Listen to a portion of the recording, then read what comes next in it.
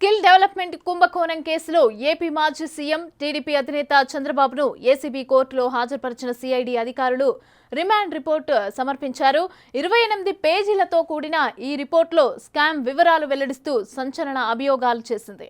ఇక ఈ కుట్రలో చంద్రబాబే ప్రధాన సూత్రధారి అని తెలిపింది. ఆయన కనుసన్నల్లోనే స్కామ్ జరిగినట్టు వివరించింది. చంద్రబాబు ఆదేశాలతోనే డబ్బులు రిలీజ్ అయ్యాయని తెలిపింది.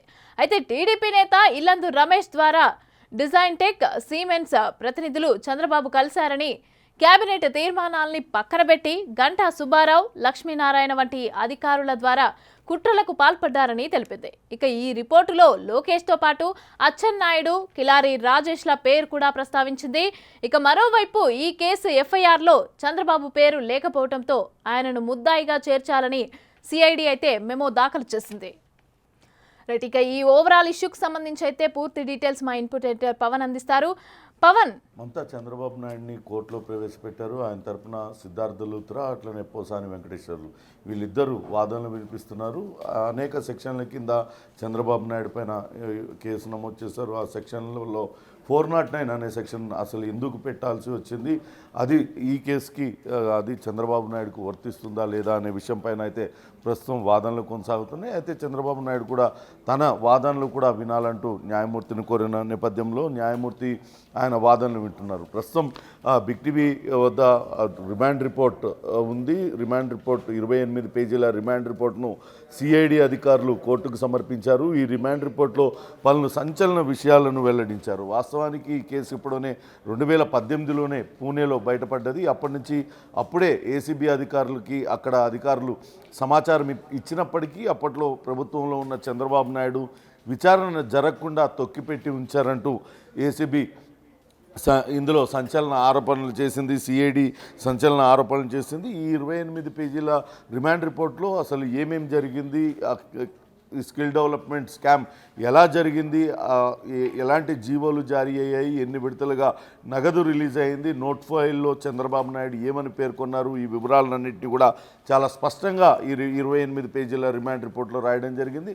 141 మంది సాక్షుల్ని విచారించినట్లుగా రిమాండ్ రిపోర్ట్లో పేర్కొన్నారు. అందులో గత ప్రభుత్వంలో ప్రభుత్వ ప్రధాన కార్యదర్శులుగా చేసిన సీనియర్ ఐఏఎస్ అధికారుల వాంగ్మూలాలను కూడా రికార్డు చేసినట్లుగా అందులో పేర్కొనడం జరిగింది. ఒకసారి కోర్టుకు సమర్పించిన ప్రాథమిక సాక్ష్యాధారాల వివరాలను కూడా చాలా స్పష్టంగా ఇందులో రాయడం జరిగింది. 2021లో ఏదైతే కేసు నమోదైందో ఆ ఎఫ్ఐఆర్ నుంచి ఇప్పటి వరకు జరిగిన ఇన్వెస్టిగేషన్ తీరుతెన్నులతో పాటు ప్రభుత్వం జారీ చేసిన ఈ స్కిల్ డెవలప్మెంట్ స్కామ్ కేసుకు సంబంధించి ప్రభుత్వం జారీ చేసిన జీవో కాపీలన్నింటినీ కూడా అందులో పొందుపరిచారు. అట్లనే ఇన్వెస్టిగేషన్లో కొన్ని విషయాలు తేలాయి, కొన్ని నోట్ ఫైల్స్ అన్నీ కూడా మాయమయ్యాయి, వాటి వివరాలను కూడా ఇందులో పొందుపరిచారన్నట్టుగా ఈ లిస్టులో పేర్కొన్నారు. చివరగా గతంలో ప్రభుత్వ ప్రధాన కార్యదర్శిగా చేసిన ఐవైఆర్ కృష్ణారావు ఆయన స్టేట్మెంట్ను కూడా ఇందులో పొందుపరిచినట్లుగా కోర్టుకి ఇచ్చినట్లుగా ఈ రిమాండ్ రిపోర్ట్లో పేర్కోవడం జరిగింది. ఆ నోట్ ఫైల్లో చంద్రబాబు నాయుడు నిధులు విడుదల చేయాలని కోరితే అది నిబంధనలకు విరుద్ధంగా ఉంది, నిధులు విడుదల చేయలేమని చెప్పినప్పటికీ మీరు చెప్పినట్టు చేయవలసిందే అంటూ చంద్రబాబు నాయుడు చెప్పడంతోనే తాము నిధులు విడుదల చేశామంటూ ఐవైఆర్ కృష్ణారావు అందులో స్టేట్మెంట్ ఇచ్చినట్లుగా సిఐడి అధికారులు చెప్తున్నారు. ఆ స్టేట్మెంట్ వివరాలను కూడా ప్రస్తుతం కోర్టుకు సమర్పించారు. ఇంకా సంచలన విషయాలను రిమాండ్ రిపోర్ట్లో పేర్కోవడం జరిగింది. వాస్తవానికి మొదటగా ఏదైతే ఎఫ్ఐఆర్ నమోదైందో అందులో 27 మందిని నిందితులుగా పేర్కొన్నారు. అందులో ఎక్కడ చంద్రబాబు నాయుడు పేరు లేకపోవడంతో ఇప్పుడు A1గా చంద్రబాబు నాయుడు, A2గా అచ్చెన్నాయుడు ఆ సమయంలో కార్మిక శాఖ యువజన సర్వీసుల శాఖ మంత్రిగా ఉన్నారు. ఆయనతో పాటు A1గా ఎఫ్ఐఆర్లో ఉన్న గంటా సుబ్బారావును A3గా మార్చారు. ఆయన ఏపీఎస్ఎస్డిసి ఎండి సిఇఓగా చేశారు. ఆయనతో పాటు రిటైర్డ్ ఐఏఎస్ అధికారి లక్ష్మీనారాయణ, నిమ్మగడ్డ వెంకట కృష్ణప్రసాద్ మాజీ ఓఎస్డి, అట్లనే అపర్ణ ఉపాధ్యాయుల ఐఏఎస్ అధికారి, ఆమెను కూడా టీడీపీ ప్రభుత్వంలో ఏపీఎస్ఎస్డిఎస్ డిప్యూటీ సిఇఓగా చేశారు.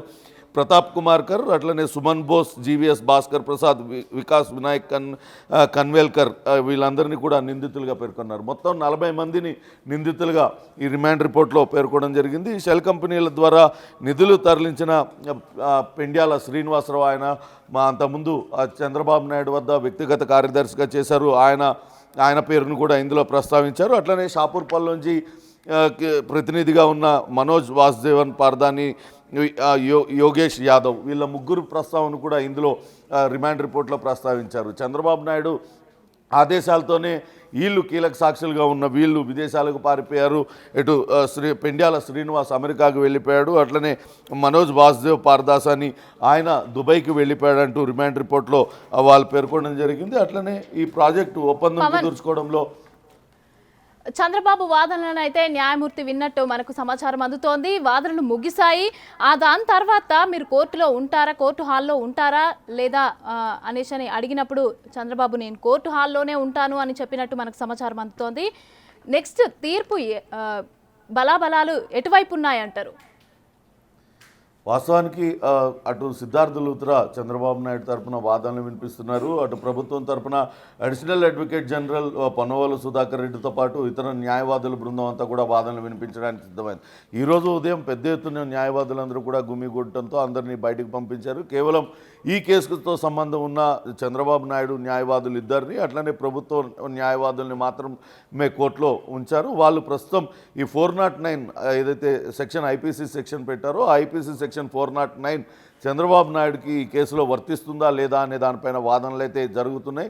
అయితే మధ్యలో చంద్రబాబు నాయుడు తన వాదనలు కూడా వినాలని చెప్పడంతో ఆయనకు అవకాశం ఇచ్చారు. ఆయన తన వాదనలు వినిపించారు. తిరిగి వాదనలు కొనసాగుతున్నాయి. అయితే నిన్న ఉదయం అరెస్ట్ చేసినప్పటి నుంచి ఇప్పటి వరకు కూడా సుదీర్ఘంగా విచారణ ఎదుర్కొన్న నేపథ్యంలో కోర్టు హాల్లోనే ఉంటారా లేకుంటే బయట వెయిట్ చేస్తారా అంటే కోర్టు హాల్లోనే ఉండి తాను వాదనలు వింటానంటూ చంద్రబాబు నాయుడు చెప్పడంతో తిరిగి వాదనలు అయితే కొనసాగుతున్న పరిస్థితి ఉంది. ఇక రిమాండ్ రిపోర్ట్లో సంచలన విషయానికి వస్తే రిమాండ్ రిపోర్ట్లో చాలా కీలకమైన విషయాలను అటు సిఐడి ప్రస్తావించింది. ప్రాజెక్టు ఒప్పందం కుదుర్చుకోవడంలో చంద్రబాబు నాయుడు ఆయన ఏ రకంగా వ్యవహరించారనే దానిపైన మొత్తం కూడా ఇందులో వివరించారు. అసలు సిమెన్స్ కంపెనీకి తెలియకుండానే ఆ కంపెనీకి సంబంధించి ఆ కంపెనీ పేరుతో ప్రాజెక్ట్ కుదుర్చుకున్నారంటూ సంచలన ఆరోపణలు ఇందులో చేయడం జరిగింది. ఆ కంపెనీలో గతంలో పనిచేసిన వ్యక్తితో ఆయన ఇండియా సీఈఓగా ఉన్నారు, ఆయనతో ఒప్పందం కుదుర్చుకున్నట్లుగా చెప్పారు. తర్వాత ఆ కంపెనీ ఆయనను ఆ పదవి నుంచి తొలగించినట్లుగా కూడా ఇందులో పేర్కొనడం జరిగింది. అంతే డిజైన్ టెక్ కంపెనీని ఎందుకు తెర మీదకి తీసుకురావాల్సి వచ్చింది, ముఖ్య కార్యదర్శి వద్దని చెప్పినా కానీ ఏపీఎస్ఎస్డిసి ఎండీగా ఉన్న గంటా సుబ్బారావుకు 4 పోస్టులు 4 పదవులు కట్టబెట్టడం, ఆ సమయంలో 4 పదవులు ఎందుకు ఆయన కట్టబెట్టారు, ఇవన్నీ కూడా ఈ నేరానికి పాల్పడటం కోసమే ఇవన్నీ కూడా పెట్టారంటూ కూడా అందులో ఈ రిమాండ్ రిపోర్ట్లో పేర్కొనడం జరిగింది. ఇంకా కొన్ని సంచలన విషయాలు కూడా ఇందులో పేర్కొన్నారు. ముఖ్యమంత్రి తనయుడు నారా లోకేష్కి కూడా ఈ కేసుతో సంబంధం ఉంది. ఆయన తన సన్నిహితుడు కిలారు రాజేష్ ద్వారా నగదు తీసుకున్నారంటూ ఇందులో సంచలన ఆరోపణలు చేశారు. త్వరలోనే లోకేష్ను కూడా విచారిస్తామంటూ కూడా చెప్పారు. ఇంకా ఐటీ కూడా విచారణ కొనసాగుతుంది. ఐటీ అధికారి ఈ నెల విచారణకు హాజరు కావాల్సిందిగా చంద్రబాబు నాయుడుకు నోటీసులు జారీ చేశారు అని కూడా ఇందులో ప్రస్తావించారు. ఇక డిజైన్ టెక్ కంపెనీకి చెందిన సంజయ్ దంగా అనే వ్యక్తిని గురించి కూడా ఇందులో ప్రస్తావించారు. ఇప్పటికే ఈయనను గతంలో ఈడీ అరెస్ట్ చేసింది. ఈయనకు సంబంధించిన ఆస్తులను కూడా స్వాధీనం చేసుకుంది, జప్తు చేసింది. దానికి సంబంధించిన వివరాలను కూడా ఇందులో పొందుపరిచారు. భారత్కు సుమన్ బోస్ అనే వ్యక్తి అటు సిమెన్స్ కంపెనీకి ఇక్కడ భారత్కు ఎండీగా ఉన్నారు. ఆయనతో పాటు MP design tech MD Vikas Vinayak Khanvelkar కలిసి 2014 ఆగస్టులో ఒప్పందం చేసుకున్నారు. అప్పుడు ఒక జీవో జారీ చేసినట్లుగా పేర్కొన్నారు. క్యాబినెట్ ఆమోదం పొందకుండానే ఏపీ స్కిల్ డెవలప్మెంట్ కార్పొరేషన్ను ఏర్పాటు చేసినట్లుగా రిమాండ్ రిపోర్ట్లో పేర్కొన్నారు. అయితే సిమెన్స్ కంపెనీతో అసలు ఒప్పందం జరగకుండానే ఒప్పందం కుదుర్చుకున్నట్లుగా చెప్పారు. కేవలం ఒక వ్యక్తితో, ఎవరైతే సుమన్ బోస్ అనే వ్యక్తితో ఒప్పందం కుదుర్చుకొని అది కంపెనీతో ఒప్పందం జరిగినట్లుగా భ్రమింపజేశారంటూ కూడా ఈ రిమాండ్ రిపోర్ట్లో పేర్కొన్నారు. వాస్తవ అంచనాలు 370 కోట్లు అయితే 3,300 కోట్లకు పెంచేశారు. హార్డ్వేర్, సాఫ్ట్వేర్, ఇతర అన్నీ కూడా నకిలీ ఇన్వాయిస్ల ద్వారా ఈ ప్రాజెక్టు విలువను పెంచారంటూ కూడా ఇందులో పేర్కొనడం జరిగింది. మొత్తంగా ఆయన రిటైర్డ్ ఐఏఎస్ అధికారి లక్ష్మీనారాయణ, గంటా సుబ్బారావు వీళ్ళిద్దరూ చాలా కీలకంగా ఈ మొత్తంలో వ్యవహరించారు. చంద్రబాబు నాయుడు ఆదేశాలకు అనుగుణంగా వాళ్ళు పనిచేశారు. గంటా సుబ్బారావుకు ఏపీఎస్ఎస్డిసి ఎండి సిఇఓ పోస్టుతో పాటు ఉన్నత విద్యాశాఖ ఎక్స్-అఫీషియో సెక్రటరీగా ఇచ్చారు. అట్లనే department of skill development innovative corporation కార్యదర్శితో పాటు ముఖ్యమంత్రి ఎక్స్-అఫీషియోగా కూడా ఆయనకు 4 పోస్టులు కట్టబెట్టారు. ఇవన్నీ కూడా ఈ నిధుల మళ్లింపుకు ఎటువంటి ఆటంకం లేకుండా చేసుకోవడానికి ఇవన్నీ కూడా పెట్టారంటూ అప్పుడులో చెప్పారు. అప్పటి ఆర్థిక శాఖ ముఖ్య కార్యదర్శిగా ఉన్న పివి రమేష్తో పాటు ప్రత్యేక కార్యదర్శిగా ఉన్న సునీత పలుమార్లు అభ్యంతరాలు తెలిపారు. అయినప్పటికీ కూడా వాళ్ళ అభ్యంతరాలను పట్టించుకోకుండానే నిధులను మంజూరు చేసినట్లుగా చెప్తున్నారు. పివి రమేష్ ఐఏఎస్ అధికారి, ఆయన నోట్ ఫైల్ పైన ఈ క్యాబినెట్ ఆమోదం లేకుండా ఏర్పడిన ఈ కార్పొరేషన్కు నిధులు మంజూరు చేయడం, ఆ కార్పొరేషన్ తరపున నిధులు మంజూరు చేయడం పైన ఆయన తీవ్ర అభ్యంతరాన్ని వ్యక్తం చేశారు. అయినప్పటికీ కూడా ముఖ్యమంత్రి ఆదేశాలతో నిధులు మంజూరయ్యాయంటూ కూడా చెప్తున్నారు. మరో అధికారి సునీత కూడా లిఖితపూర్వకంగా అభ్యంతరాలు తెలిపింది. 371 కోట్లు వాళ్ళకి సిమెంట్స్ కంపెనీకి కానీ డిజైన్ టెక్ కానీ ప్రభుత్వ వాటాగా ఎందుకు చెల్లించాలి, వాళ్ళు ముందస్తుగా వాళ్ళు కూడా వాళ్ళు ఎటువంటి డబ్బులు పెట్టకుండా మనం ఎందుకు చెల్లించాలంటూ ఆమె కూడా లిఖితపూర్వకమైన అభ్యంతరాన్ని రేజ్ చేస్తే దాన్ని కూడా పట్టించుకోలేదంటూ అందులో పేర్కొన్నారు. మొత్తంగా ముందుగా ఏదైనా ఒక జిల్లాలో పైలట్ ప్రాజెక్టుగా ప్రారంభించి మొత్తం రాష్ట్రం అంతా విస్తరింపజేస్తే బాగుంటుందనే సూచనను అటు అప్పటి ప్రభుత్వ ప్రధాన కార్యదర్శి ఐవైఆర్ కృష్ణారావు చేసినప్పటికీ అది పట్టించుకోకుండా నిధులు విడుదల చేయాలంటూ ఆయన పైన ఒత్తిడి తీసుకొచ్చినట్లుగా కూడా చెప్పారు. గంటా సుబ్బారావు చెప్పినట్లుగా నిధులు విడుదల చేయాలంటూ ప్రభుత్వ ప్రధాన కార్యదర్శి ఐవైఆర్ కృష్ణారావుకు ఆదేశించినట్లుగా తెలుస్తుంది. ఆఫ్టర్ ఇష్యూ అని చెప్పేసి ఆ నోట్ ఫైల్ పైన చంద్రబాబు నాయుడు రాసినట్లుగా ఆ నోట్ ఫైల్ని కూడా ప్రస్తుతం సిఐడి అధికారులు కోర్టులో సమర్పించారు. మొత్తంగా బోగస్ ఇన్వాయిస్ల ద్వారా దాదాపు 56 కోట్ల రూపాయలు చెల్లించారు డిజైన్ టెక్ కంపెనీకి. వివిధ రూపాలలో వాటినన్నింటినీ కూడా వేర్వేరు దేశాలకు తరలించారు. అవన్నీ కూడా తిరిగి చంద్రబాబు నాయుడు కమిషన్లన్నీ పోగా 241 కోట్ల రూపాయలు చంద్రబాబు నాయుడు దగ్గరికే తిరిగి ఇవన్నీ కూడా చేర్చారు. ఈ చేర్చడంలో మనోజ్ వాసుదేవ్ పారదసాని, అట్లనే ఆయన పెండ్యాల శ్రీనివాసరావు చాలా కీలకంగా వ్యవహరించారు. మనోజ్ వాసుదేవ్ పారదసాని ఆయన ఈ సొమ్మునంతా కూడా వివిధ కంపెనీల ద్వారా ఫ్లోట్ చేసి అవన్నీ కూడా విదేశాలకు పంపి తిరిగి స్వదేశంలోని కొన్ని షెల్ కంపెనీలకు తీసుకొచ్చి ఆ నగదునంతా కూడా పెండ్యాల శ్రీనివాసరావుకి అందజేశారంటూ కూడా చెప్పారు. ఇటీవలనే ఇందా చెప్పినట్లుగా ఈడీ అధికారులు డిజైన్ టెక్కి సంబంధించి 31 కోట్ల రూపాయల విలువైన ఆస్తులను కూడా జప్తు చేశారు. ఈ కేసుతో ఇప్పటివరకు 26 మందికి ఈ కుంభకోణంతో ప్రమేయం ఉండి షెల్ కంపెనీలు ఏర్పాటు చేసిన 26 మందికి నోటీసులు జారీ చేసినట్లుగా కూడా అందులో రిమాండ్ రిపోర్ట్లో పేర్కోవడం జరిగింది. జిఎస్టీ అధికారులు 2018లో పూణేలో కొన్ని షెల్ కంపెనీల్లో తనిఖీలు చేసిన సమయంలో ఇన్వాయిస్లు కనిపెట్టారు. ఆ ఇన్వాయిస్ల ద్వారానే అసలు ఇక్కడ జరుగుతున్న కుంభకోణం అంతా కూడా అప్పుడే వెలుగులోకి వచ్చింది. అప్పట్లో ఏసీబీ అధికారులకు వాళ్ళు సమాచారం అందించినా కానీ ఏమాత్రం వాళ్ళు పట్టించుకోలేదు. చంద్రబాబు నాయుడు ఆదేశాలతో వాళ్ళు దాన్ని తొక్కిపెట్టి ఉంచారు అనేది ప్రధానమైన ఆరోపణ. ఇక ముఖ్యంగా చూసినట్లయితే ఏ కంపెనీకి ఎంత నగదు చెల్లించారు, అవన్నీ కూడా తిరిగి ఎలా వచ్చాయి అనేది కూడా చాలా వివరంగా రిమాండ్ రిపోర్ట్లో పేర్కోవడం జరిగింది.